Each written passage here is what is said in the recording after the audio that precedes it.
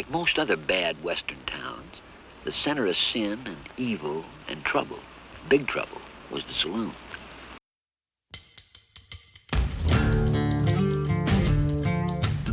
Howdy, Vault Riders. Sam here. Now pull up a stool and don't you mind the dust. Every Western you've ever loved came home dirty.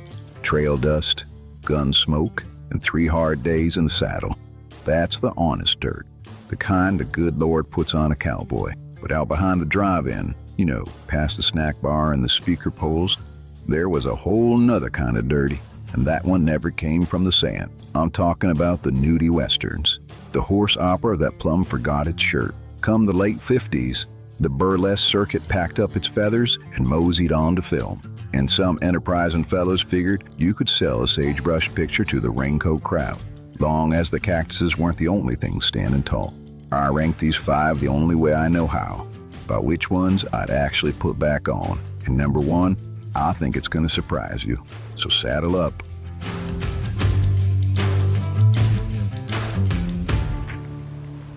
Well, don't stand there a-gaping. Come on.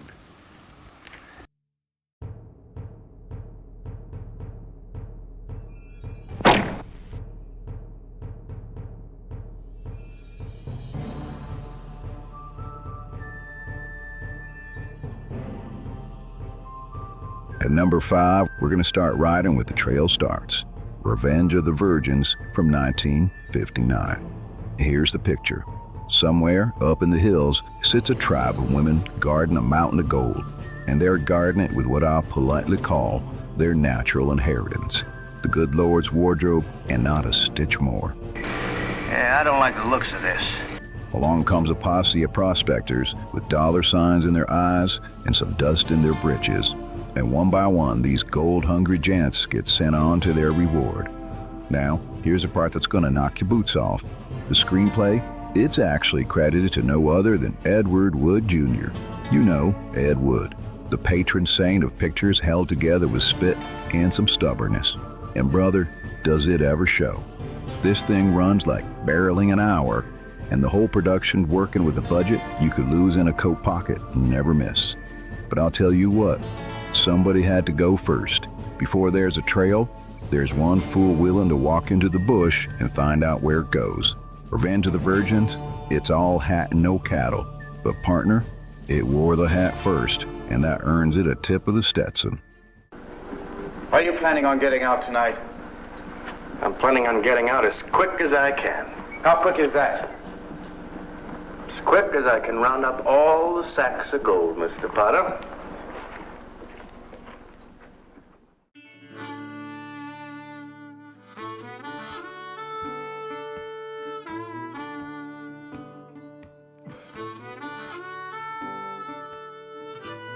At number 4, we're going to be talking about Brand of Shame from 1968, and this was also sold as New Django, which it's a peculiar title for a picture with no Django anywhere in it. But somebody figured the name, it would move some tickets, and bless their heart, they weren't wrong. It's about a prim school teacher who steps off a stagecoach into a town so wholesome, they named it Porno Hill. Well, Carrying a map to her late daddy's coal mine. A secret like that keeps by as quiet as a rooster at sunrise. I'm talking about the map, you bastard. Now look, you try that again and I'll kill you. You found out about it too, huh? Half the county's after it before she gets boots settled into the dust. The villains, they want it so bad that they lash her wrist to a tree and they take a whip to her until she talks. That right there, it's the scene this one's remembered for. But before that, we need to talk about Miss Molly, because she's a hard-eyed landlady. The picture makes its villain mostly for being a woman partial to other women. I want to please you. Pleasing me is up to you. Molly, she has the teacher's money stolen. That way she can't pay her hotel bill, because she's hoping our school teacher gets put straight to work, earning her keep. Well, if you can't cough up, you can always work in the saloon. You can work for your keep. Start tonight. This was produced by David F. Freeman, who built this to square off against another 68 roughie called Hot Spur. But where Hot Spur had a mean streak with real weight behind it, Brand of Shame, it kind of keeps losing its nerve. It whips its heroine half-heartedly, and then she rides off in the hero's arms like the whole ugly business was just a church social. I'm glad I learned the truth, Steve. I'll never mistrust you again. But here's the part worth the price of admission.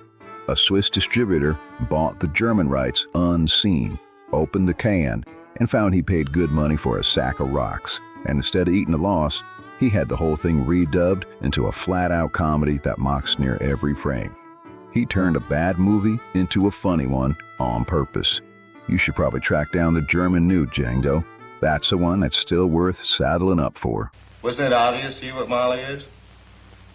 And I thought school teachers were pretty smart. I've heard of such women, of course, but I never thought...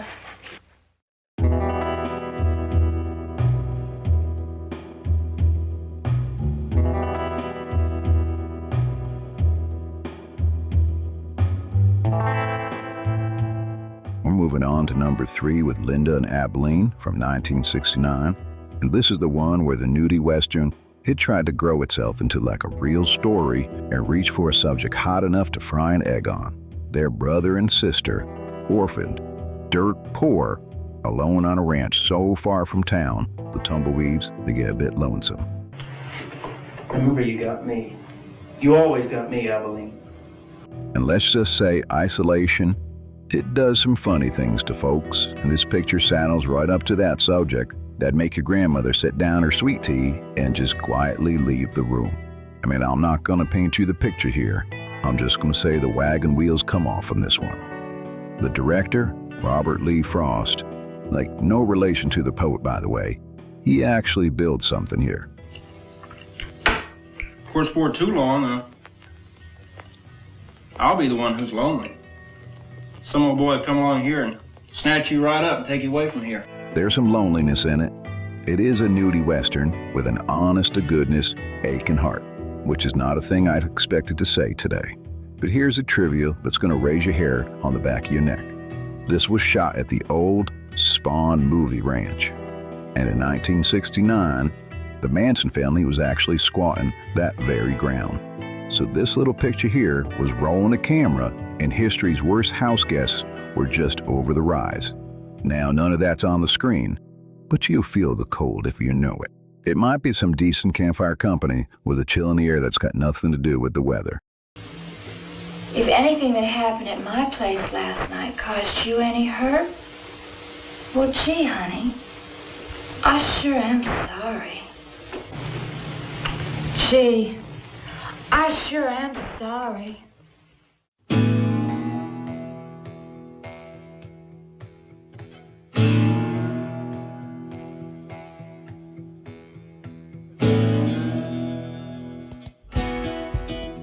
All right, number 2, and now we get to the picture I most love telling people about.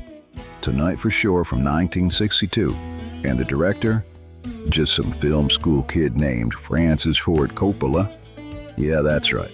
The fellow who went on to make The Godfather, one of the towering achievements in the whole history of motion pictures, and that man cut his teeth right here on a nudie Western held together with framing footage and pure ambition. We'd better get a few more drinks. People are looking. Tonight for Sure is actually a couple of short skin pictures he stitched together into one feature film. And one stretch of it heads west, where a cowboy gets himself some wide open spaces, so to speak. And that camera is plumb fascinated by the scenery. And I don't mean by the mesas. But here's why it lands at number 2, and not the bottom of the heap. You can see him in it. If you watch close, there's a kid behind the camera who already knows where to put it. There's this framing instinct in this thing, a sense of when to hold a shot and when to cut away. What were we talking about? Girls. I mean, you were telling me about Nevada and the bare, naked women. Oh, yeah. Well, Jamie. A hunger coming off the picture like a heat off a tin roof. It's rough as a cob. But of course it is. He was practically a child when he borrowed a camera. But that talent has already saddled up, and it's raring to ride in this thing. Tucked into a picture nobody was ever supposed to remember is the first fingerprint of a giant. worth the saddle source just to say you saw where the trail started.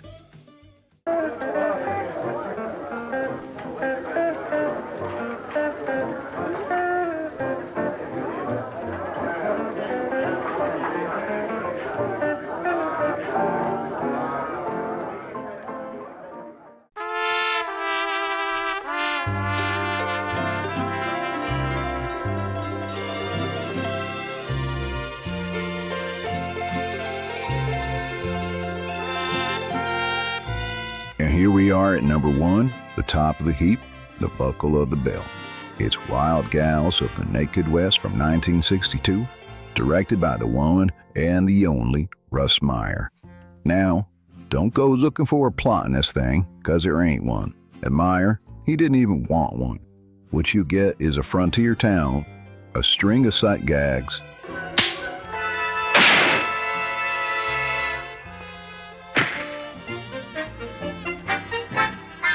some deadpan narrator, drier than a Baptist wedding, Why, them Indians was getting ideas for a living that no wigwam ever seen. and Russ Meyer doing the one thing Russ Meyer did better than near anybody alive, just cut and fill. The man was an editor down to his bones. The jokes laying like a screen door in a windstorm. Bang, bang, and more banging, 'cause he knew exactly how long to hold a shot and exactly when to yank it clean away. Big studios in 1962, they were spending fortunes making westerns that just sort of sat there, flat as a flitter. Then there's a fellow with a pocket lint for budget, makes a picture with more snap than half the A-list and twice the spark. It's bawdy as a barnyard, sure. I mean, it comes with the territory, right? But it is made, every last frame of it, by somebody who plain loved doing it. That's why this thing tops the trail. Not for what it shows, but for how well it shows it. It's a hidden treasure buried in some dirt vault, riders. Russ Meyer, he never met a curve he couldn't frame, and he never met a frame he couldn't make sing. You can see we had problems, bub, and things weren't getting no better. Living in that town was like one continuous weekend. We was on the verge of funning ourselves to death. Not a bad way to go, son. For about 15 years, the nudie western was the West with its shirt off and its tongue in its cheek. Too cheap for the big houses and too cheeky for the church crowd, and it was living its whole life in the dark of the drive-in. If this ride sat right with you and you want to hear some more, I need you to go and hit that like button to let the YouTube computer brain know this video is shooting straight. And if you hit that subscribe button, I think you're going to get more videos made. So lock and load, partners. Keep the reels a-rolling. Did you get a good look, see, bub? Oh, a lovely dream. Dream? This a dream? You dream about things like this? Oh, yes, all the time. And if you ever feel lonely and down, remember you got me. You always got me, Abilene. I got you.